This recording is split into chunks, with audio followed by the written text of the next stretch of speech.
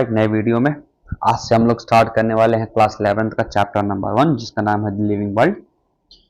Basic से पढ़ेंगे, full detail में पढ़ेंगे, प्रॉपर नोट्स आपको मिलेंगे। ठीक है, आपको कहीं भी इधर उधर नोट्स के लिए भागने की कोई जरूरत नहीं है। सारे नोट्स आपको इसी चैनल पर मिलेंगे। ठीक है, आप चाहिए तो हम आपको पीडीएफ फॉर्मेट प्रोवाइड कर देंगे या फिर आपको सीधी पीपीटी ही प्रोवाइड कर देंगे। ठीक है, डिस्क्रिप्शन बॉक्स में मिल जाएगा, आपको कमेंट सेक्शन में मिल जाएगा हमारा। तो चैप्टर स्टार्ट करने से पहले एनसीईआरटी ने चैप्टर के जस्ट स्टार्टिंग में ही एक साइंटिस्ट के बारे में कुछ बताया हुआ है। ठीक है, तो जो साइंटिस्ट के बारे में जान लेते हैं, ये साइंटिस्ट कौन है, क्या करते थे और बाकी चीजें इनके बारे में सारी बातें। ठीक, तो सबसे बेसिक इंट्रोडक्शन जान लेते हैं इनके बारे में कि इनका जो पूरा नाम है वो है अर्नस्ट मेयर। ठीक, इन जनाब का नाम है अर्नस्ट मेयर। ठीक है, इनका जो डेट ऑफ बर्थ है वो है 5 जुलाई 1904। ये 1904 में पैदा हुए थे और 2004 में इनका देहांत हो गया था। ठीक है, करीब 100 साल के आसपास ही जिंदा रहे थे। ठीक है, अब इनका जो बर्थ प्लेस है, जो इनका जन्म स्थान है, वो जर्मनी का एक शहर है जिसका नाम है कैम्पटन। ठीक, ये कैम्पटन में इनका जन्म हुआ था, जो कि जर्मनी में एक शहर है। ठीक, अब इनका जो प्रोफेशन था ना, वो सबसे कमाल की बात यह है कि he was an evolutionary biologist. ठीक है, देखो बायोलॉजिस्ट सभी को पता होता है कि भाई जो भी प्लांट्स पे, एनिमल्स पे, किसी भी चीज पे पढ़ाई करता है, फिर कुछ भी लिविंग थिंग्स पे पढ़ाई करता है, वो बायोलॉजिस्ट कहलाते हैं। But he was an evolutionary biologist. ये वो बायोलॉजिस्ट हैं जिन्होंने स्पीसीज जैसे कॉन्सेप्ट दिए। ठीक है, इन्होंने एवोल्यूशन जैसी चीजों पे काम किया और इनको एक फेमस टाइटल दिया गया था 20th सेंचुरी के टाइम पे। इनको बोला जाता था Darwin of the 20th century. ठीक, जो इनका काम इतना जबरदस्त, इतना शानदार था कि इनको नाम दे दिया गया था, इनको एक टाइटल दिया गया था Darwin of the 20th century. ठीक, और इनको one of the 100 greatest scientist में रिकॉग्नाइज किया जाता है। ठीक है, इन ऑल टाइम, मतलब अभी तक अगर हम 100 साइंटिस्ट की बात करें ऑल ओवर टाइम, तो अभी भी इनको टॉप 100 में इनको काउंट किया जाता है। ठीक है, ये अभी भी टॉप 100 में काउंट होते हैं। ये मतलब इनकी जो भी उपलब्धियां थी वो इतनी अच्छी थी, इतनी ज्यादा बड़ी थी। ठीक है, अब इनके बारे में थोड़ी सी और बातें जान लेते हैं। इनके कैरियर और एकेडमिक्स के बारे में जान लेते हैं। तो इन्होंने 1953 में, ठीक है, हार्वर्ड यूनिवर्सिटी को ज्वाइन किया as a faculty of arts and sciences. ठीक है, इन्होंने आर्ट्स एंड साइंस की फैकल्टी के तौर पे हार्वर्ड यूनिवर्सिटी को ज्वाइन किया था। कब? 1953 में। ठीक, और 1975 में ये वहां से रिटायर हो गए। ठीक, अब रिटायरमेंट के बाद भी इनको एक टाइटल दिया गया था वहां पे। ठीक है, जिसका नाम था, मतलब जो टाइटल था वो था Alexander Agassiz professor of zoology emeritus. ठीक, अलेक्जेंडर अगासिज उस टाइम के काफी जाने माने एक साइंटिस्ट थे और ये टाइटल उन्हीं को दिया जाता था जिन्होंने उस फील्ड में अच्छी खासी, मतलब अपना नाम बनाया हुआ होता। ठीक है, तो उनको ये टाइटल मिला था। और एमरेटस का मतलब होता है कि रिटायरमेंट के बाद भी उनका ये टाइटल जो था वो उन्होंने हेल्ड कर रखा हुआ था एज अ ऑनर। ठीक, उनके रिटायरमेंट के ऑनर में उनको एक टाइटल दिया गया था और रिटायरमेंट के बाद भी उनको ये टाइटल मिला हुआ था। ठीक, कुछ और बातें देखो, इन्होंने ऐसा नहीं सिर्फ एक फील्ड में काम किया है, इन्होंने मल्टी डिसिप्लिनरी फील्ड्स में काम किया, कई सारे फील्ड्स में काम किया, अलग अलग फील्ड्स में। ठीक है, जैसे कि सबसे पहले जो फील्ड में उन्होंने काम की थी वो थी ऑर्थिनोलॉजी, क्या बोलते हैं, स्टडी ऑफ बर्ड्स। ठीक, इन्होंने बर्ड्स के ऊपर काम किया था। ठीक, टैक्सोनॉमी में काम किया, मतलब लिविंग ऑर्गेनिजम्स की क्लासिफिकेशन में इन्होंने काम किया। ठीक, जियोग्राफी में काम किया इन्होंने, मतलब जियोग्राफिकल डिस्ट्रीब्यूशन ऑफ एनिमल्स में, जू जियोग्राफी में काम किया, मतलब कि एनिमल्स को ज्योग्राफी के हिसाब से डिस्ट्रीब्यूट करने में भी इन्होंने स्टडी की थी। ठीक, उसी तरीके से इन्होंने इवोल्यूशनरी बायोलॉजी पे स्टडी की, मतलब किस प्रकार से ऑर्गेनिज्म इवॉल्व होते हैं टाइम टू टाइम। ठीक, इस बात पे उन्होंने स्टडी की थी। उसके बाद इन्होंने सिस्टमैटिक्स पे स्टडी की थी, मतलब कि जो स्टडी डाइवर्सिटी होती है या फिर रिलेशनशिप बिटवीन ऑर्गेनिजम्स होते हैं, उन पे इन्होंने स्टडी की थी। ठीक, और साथ ही साथ इन्होंने हिस्ट्री और बायोलॉजी की फिलॉसफी पर भी स्टडी की थी। He studied the study of the origin, मतलब हिस्ट्री की बात हो गई, thought process behind biological ideas. कोई भी बायोलॉजिकल आइडिया जब दिया जाता है तो उसके पीछे की ओरिजिन कैसे हुई, किस तरीके से वो सामने आई और उसके पीछे का थॉट प्रोसेस क्या था, उसकी भी स्टडी इन्होंने की थी। ठीक, अब इनके कुछ मेजर कॉन्ट्रीब्यूशंस थे जिसके लिए इनको कुछ अवार्ड वगैरह दिए गए थे, तो वो क्या था? So he made species diversity the central question of evolutionary biology. ठीक, इन्होंने एवोल्यूशनरी बायोलॉजी का सबसे जो मेन सिद्धांत था, सेंट्रल क्वेश्चन था, वो ये बना दिया कि स्पीसीज की डाइवर्सिटी कैसे होती है। ठीक है, so before mayor evolution was mostly studied for its process, सिर्फ और सिर्फ उसके प्रोसेस के ऊपर जाना जाता था कि भाई पहले बंदर से इंसान हो गए। ठीक, तो ये जो प्रोसेस था सिर्फ इसी के बारे में ही हम बात करते थे, हम स्पीसीज की डाइवर्सिटी के बेसिस पर बात नहीं करते थे। So he highlighted the importance of how species are found, उन्होंने ये बताया किस प्रकार से स्पीसीज बनती हैं और क्यों इतनी सारी स्पीसीज आज एग्जिस्ट करती हैं।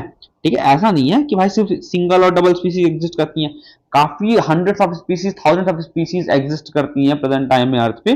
तो उन्होंने इस बात को हाईलाइट करना ज्यादा जरूरी समझा कि वो स्पीसीज किस प्रकार से बनती हैं और इतनी सारी स्पीसीज क्यों हैं। ठीक, तो उन्होंने जाकर के फिर बायोलॉजिकल स्पीसीज की डेफिनेशन दी और उन्होंने कॉन्सेप्ट दिया जिसका नाम था बायोलॉजिकल स्पीसीज कॉन्सेप्ट। उन्होंने क्या बताया कि एक जो स्पीसीज होती है वो ग्रुप होता है, किनका ग्रुप होता है, अब इंटरब्रीडिंग नेचुरल पॉपुलेशन। देखो, इंटरब्रीडिंग का मतलब हुआ कि वो आपस में ब्रीड करने चाहिए, अगर एक मेल है एक फीमेल है तो ये आपस में ब्रीड करने चाहिए, तभी ये क्या कहलाएंगे, सेम स्पीसीज के कहलाएंगे या फिर एक स्पीसीज कहलाएंगे ये। ठीक, and that are reproductively isolated from other such organism, और वो रिप्रोडक्टिवली आइसोलेट होने चाहिए अदर ग्रुप से या फिर अदर ऑर्गेनिज्म से। ठीक है, ऐसा नहीं है कि ये अगर अपने सेम स्पीसीज के साथ रिप्रोड्यूस कर रहा है तो दूसरे के साथ भी करने लगेगा, नहीं, इनका रिप्रोडक्शन सिर्फ और सिर्फ आपस में होना चाहिए और दूसरे से आइसोलेटेड होना चाहिए। ठीक, और यह जो डेफिनेशन है ये आज भी मॉडर्न बायोलॉजी में पूरी तरीके से ज्यादा एक्सेप्टेड मानी जाती है। अगर आप अभी भी स्पीसीज के डेफिनेशन पढ़ोगे तो आपको सेम वही मिलेगी, species is the group of interbreeding natural population that are reproductively isolated from other such groups. ठीक, अब अर्नस्ट मेयर को अवार्ड मिला था उनकी रिकॉग्निशन के लिए।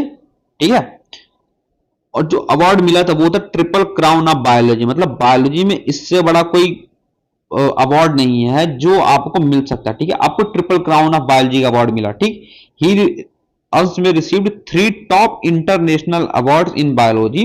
पहला था हमारा बाल्जन प्राइज जो कि इनको 1983 में मिला, दूसरा था इंटरनेशनल प्राइज फॉर बायोलॉजी जो कि इनको 1994 में मिला, और तीसरा था क्रैफोर्ड प्राइज जो कि इनको 1999 में मिला। ठीक, and these prize are considered equivalent to a Nobel prize in biology. ठीक है, मतलब इन प्राइजों की जो वैल्यू अगर आप इवेल्युएट करना चाहो तो as come to Nobel prize मान सकते हो कि भाई साहब वो नोबेल प्राइज से मिला था उनको बायोलॉजी में। ठीक है, अब इसको याद करने का तरीका आप ऐसे याद कर सकते हो, सीबीआई से याद कर सकते हो इसको आप। ठीक, सी से हो जाएगा हमारा क्रैफोर्ड प्राइज, बी से हो जाएगा हमारा बाल्जन प्राइज, और आई से हो जाएगा हमारा इंटरनेशनल प्राइज फॉर बायोलॉजी। ठीक, इससे याद करने का तरीका मतलब आसान ये हो जाता है कि सीबीआई में देखो पहले आ जाएगा 1999, फिर आप याद कर लो इधर 1994, फिर बीच में आ जाएगा 1983। ठीक, तो आप ईयर का कंफ्यूज नहीं होगा कि सबसे स्टार्टिंग में 1999 आ जाएगा, एंड में 1994 आ जाएगा, फिर बीच में हमारा कहीं पे 1983 आ जाएगा। ठीक, तो आई होप इतनी चीजें समझ में आई होगी। अब यहां से जाकर के चैप्टर स्टार्ट होता है, तो चलिए स्टार्ट करते हैं सबसे पहला चैप्टर, और सबसे पहले पैराग्राफ के बारे में आज हम स्टडी करेंगे। ठीक है, सबसे पहले पैराग्राफ में एनसीईआरटी में क्या क्या चीजें दी हुई हैं। तो सबसे पहले लिखा हुआ है कि the living world is full of diversity, जो लिविंग वर्ल्ड है वो पूरी की पूरी डाइवर्सिटी से भरी हुई है। मतलब there are many different types of organism on earth, मतलब कि अर्थ पे कई सारे डिफरेंट टाइप्स ऑफ ऑर्गेनिजम्स पाए जा रहे हैं, चाहे मतलब कि टाइनी माइक्रोब से लेकर के, ठीक है, एक टाइनी माइक्रोब से लेकर के एक लार्ज एनिमल,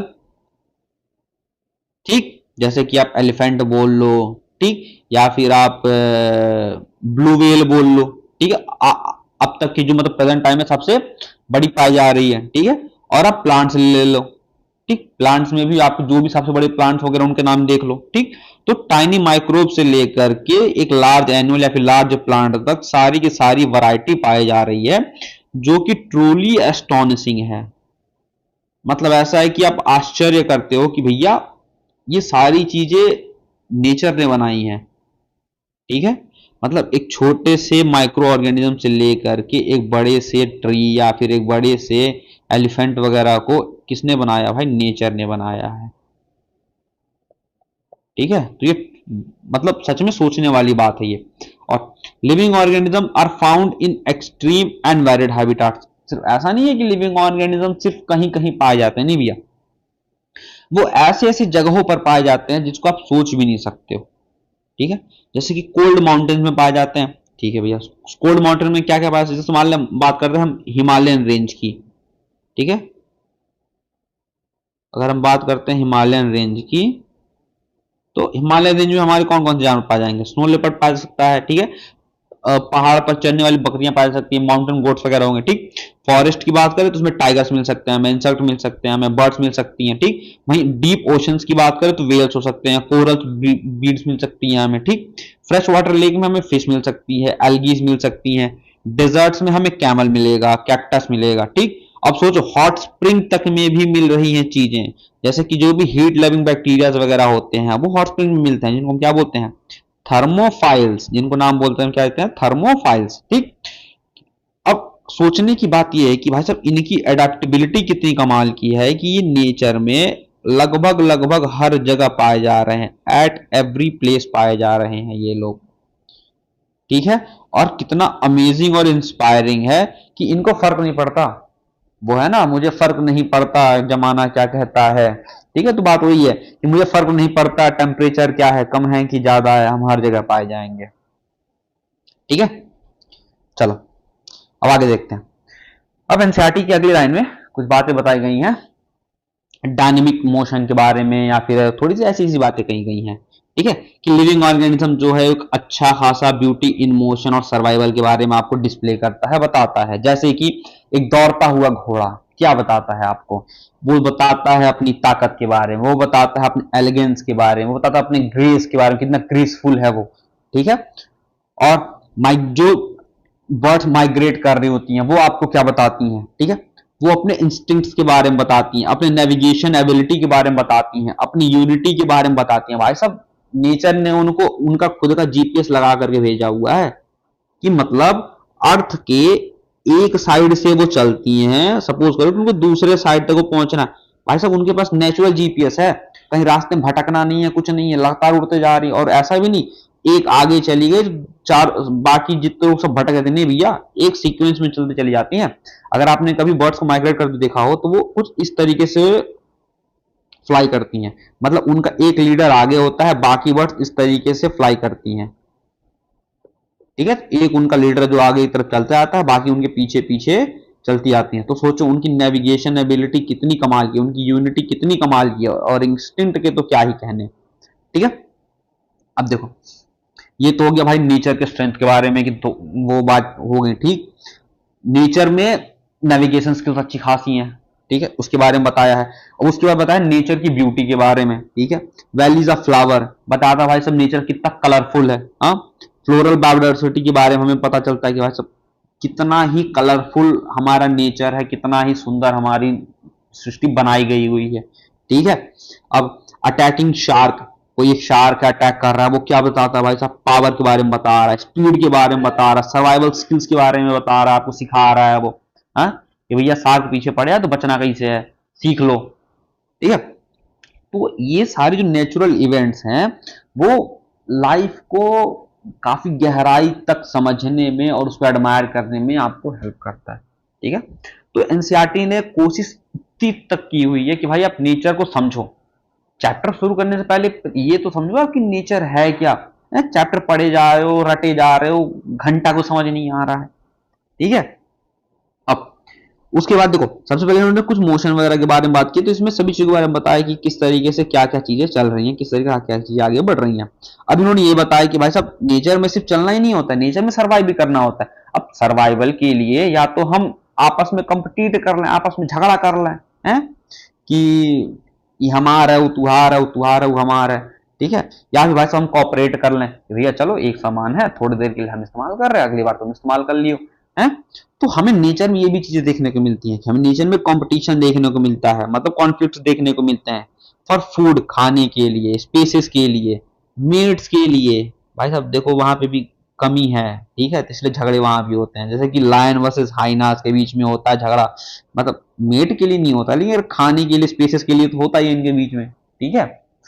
और कोऑपरेशन पर्पस भाई साहब होता है कि जैसे आपने लाइकेन, यार सबसे बेस्ट एग्जांपल है भाई लाइकेन है, मतलब उसमें एक एल्गी एक फंगाई साथ में रह रहे हैं, मस्त एकदम जिंदगी काट रहे हैं मजे में, ठीक है। जैसे कि बीज इन अ हाइव और ants in a colonies, these interaction are seen within a species, same species में हमें देखने को मिल रही हैं, और डिफरेंट स्पीसीज, जैसे कि मैंने बात की लाइकेन की, तो लाइकेन भाई दो अलग अलग स्पीसीज हैं सेम स्पीसीज में, जैसे कि बीज हमें बात हो गई, ठीक है, मधुमक्खियां एक हाइव में एक साथ रह रही हैं, उनके बीच में कोऑपरेशन है, ठीक। कॉलोनी में आंट्स रह रही हैं, मतलब है, मैं उन आंट्स की बात नहीं कर रहा, मैं एएनटीएस वाले की बात कर रहा, ठीक है, और कॉलोनी में रह रही हैं, तमीज होगा तुम लोग, ठीक है। तो डिफरेंट टाइप की स्पीसीज की भी बात कर रहे हैं जिसको हम एक कम्युनिटी बनाती है, ठीक है। तो इनमें हमें कोऑपरेशन और कंपटीशन देखने को मिलता है, ठीक है। ये नेचर में काफी आम बात है कि हमें अगर जहां कॉन्फ्लिक्ट्स देखने को मिल रहे हैं किसी भी चीज के अपने सर्वाइवल के लिए, अपनी स्पीसीज के सर्वाइवल के लिए, तो वहीं हमें कोऑपरेशन भी देखने को मिल रहा है, सेम स्पीसीज में भी और डिफरेंट टाइप ऑफ स्पीसीज में भी, ठीक। अब अब देखो, ये तो हो गए भाई साहब, मतलब काफी लार्ज लेवल पे हमने बात कर ली कि स्पीसीज कंबाइन कर रही हैं, कोऑपरेट कर रही हैं, या फिर झगड़े कर रहे हैं, जो भी हो रहा हूं, लेकिन ऐसा सिर्फ एक ब्रॉड स्केल पे नहीं है, एक सेलुलर लेवल पर भी हमें चीजें देखने को मिलती हैं, ठीक है। मतलब लाइफ इतनी ज्यादा कॉम्प्लेक्स है कि भाई सेल्स भी लगे पड़े हुए हैं अपना अपना काम करने में। मतलब एक सेल के अंदर जो मॉलिक्यूल्स होते हैं वो मूव करते हैं, इंटरेक्ट करते हैं कॉन्स्टेंटली, लगातार चीजें हो रही हैं, जैसे कि डीएनए लगातार कॉपी हो रहा है, प्रोटीन लगातार बन रही है, ठीक है। मतलब इनको भी सांस नहीं आ रही, इनको भी चैन नहीं आ रहा, बने जा रहे बने जा रहे बने जा रहे, तभी भैया आप जिंदा हो, ठीक है, वरना अब तक राम नाम सत्य हो जाता। अब देखो, यही जो कॉम्प्लेक्सिटी है ना, ये हमें सवाल और आश्चर्य करने पर मजबूर कर देती है कि भैया what is life really made up of, कि भैया जिंदगी आखिर बनी किस चीज की है? और जो क्वेश्चन है भैया कि जिंदगी है क्या है?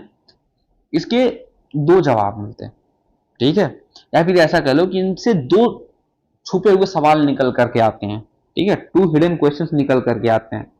पहला सवाल जो कि आपके हमारे जैसे साइंटिस्ट के लिए है, ठीक है, हम लोग साइंटिस्ट बनने वाले हैं फ्यूचर में, कोई डॉक्टर बनेगा, कोई साइंटिस्ट बनेगा, कोई जाके लैब में काम करेगा, मतलब अपन साइंटिस्ट के लिए है, ठीक है।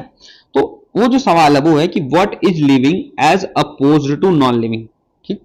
मतलब हम किसी भी चीज को लिविंग और नॉन लिविंग के बीच में डिफरेंशिएट कैसे करेंगे सिंपल टर्म में, कि हम कैसे बताएंगे कि कौन सी चीज लिविंग है या कौन सी चीज नॉन लिविंग है, ठीक। तो it's just about identifying features that separate living things from non living thing. कुछ फीचर्स होते हैं जो एक लिविंग थिंग को नॉन लिविंग थिंग से सेपरेट आउट करते हैं, डिफरेंशिएट करते हैं। क्या कुछ, जैसे कि ग्रोथ हो सकती है, रिप्रोडक्शन हो सकता है, मेटाबॉलिज्म हो सकता है, एक्सेट्रा, ठीक है। जैट ने ये बातें लिखी हुई हैं अपने पहले पैराग्राफ में। अब दूसरा सवाल एक फिलोसॉफिकल आइडियाज से मिलता है, ठीक है, वो जो शेरो शायरी लोग करते हैं, बताते हैं, कंपेयर कर देते हैं आपके उनको चंदा से, आपके उनको आसमान से, और आपके उनको समंदर से। तो ये उनके लिए है कि जिंदगी का पर्पस क्या है, तो उनसे जाके मिलिए, कभी आपको समझाएंगे, या फिर कभी बैठिए अपने क्रश के साथ, वो आपको डिटेल में समझाएंगे कि जिंदगी का मतलब क्या है, ठीक है। So this is not a scientific question, ये कोई साइंटिफिक क्वेश्चन नहीं है, it just deals with meaning, belief and values. ये आपके किसी भी चीज को, किसी भी चीज का मतलब क्या है, आपके विश्वास क्या है, और आप किसी को कितना वैल्यू देते हो, ये उस चीज के ऊपर डिपेंड करती है। And as a scientist we do not focus on this. भाई साहब ये हमारा काम नहीं है, ये काम है वो जो झाड़ते हैं फिलोसफी, ये उनका काम है, ठीक है। तो सिंपल लिखता है कि science does not deal with questions like that that why do we exist, ठीक है। साइंस में इसका कोई जवाब नहीं है कि भाई साहब हम एग्जिस्ट क्यों करते हैं, लेकिन अगर आप ये फिलोसफी में चले जाओ तो हमारा भी एक मकसद है, हमें एक मकसद के लिए भेजा गया, तो अपना मकसद भूलना नहीं है गाइस, ठीक है। तो आपका मकसद ये है कि आप चैनल को सब्सक्राइब करो, वीडियो को लाइक करो, और अपने दोस्तों के साथ शेयर करो, और बताओ ये क्लासेस स्टार्ट हो गई हैं, ठीक है, जल्दी जल्दी आओ। और instead we focus on understanding living organism, how they function, grow and evolve. जबकि हमारा सिंपल सा भाई साहब एक ही काम है, हमें ये जानना है कि कोई भी लिविंग ऑर्गेनिज्म किस प्रकार से काम कर रहा है, किस प्रकार से ग्रोथ कर रहा है, किस प्रकार से इवॉल्व कर रहा है। ठीक, हमारा बस इतना ही काम है। तो आज के पहले वीडियो में उम्मीद करता हूं अच्छा लगा होगा आपको। मिलते हैं आप लोगों से अगले वीडियो में, तब तक के लिए see you, tata, bye bye, see you soon.